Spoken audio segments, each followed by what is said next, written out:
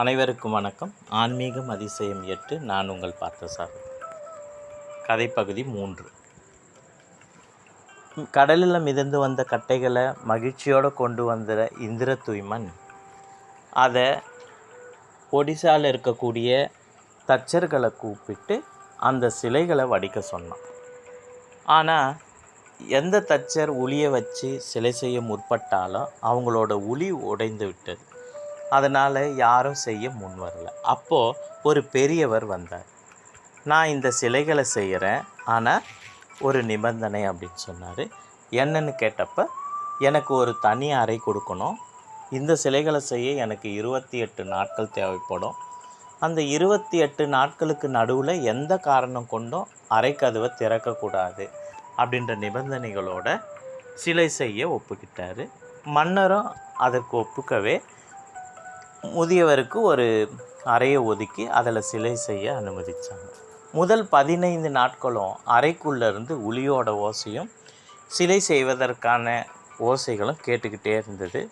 மன்னரும் தினமும் வந்து அந்த சத்தத்தை கேட்டு சிலை வடிக்க தயாராக இருக்குது அப்படின்ற மகிழ்ச்சியோடு வீட்டுக்கு போயிடுவார். 15 நாளைக்கு அப்புறம் எந்த சத்தமும் அந்த அறையிலிருந்து கேட்கலை. அதனால் கவலையுற்ற மன்னன் 3 நாட்கள் பொறுமையாக பார்த்தாரு.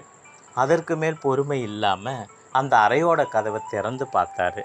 பார்த்தா அங்கே 3 விக்கிரகங்கள் அரைக்குறையாக செய்யப்பட்ட நிலையில் இருந்தது. ஆனால் அந்த முதியவரை காணலை.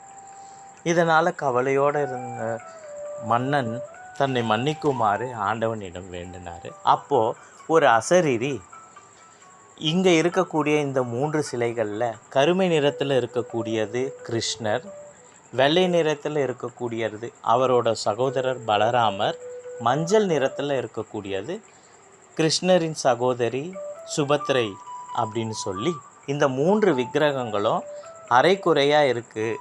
ஆனாலும் இந்த 3 சிலையை வச்சு கோயிலில் நீங்கள் பிரதிஷ்டை செய்யலாம்.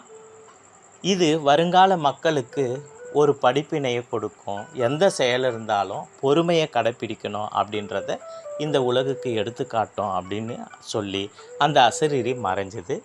மன்னரும் சந்தோஷத்தோடு அந்த 3 விக்கிரகங்களையும் கொண்டு வந்து தன்னோட ஆலயத்தில் நிர்மாணித்து வழிபட தொடங்கினார். நன்றி. இதன் அடுத்த பகுதி அடுத்த வீடியோவில் பார்க்கலாம். நம்ம சேனலை சப்ஸ்கிரைப் பண்ணுங்கள், கமெண்ட் பண்ணுங்கள், லைக் பண்ணுங்கள். நன்றி, வணக்கம்.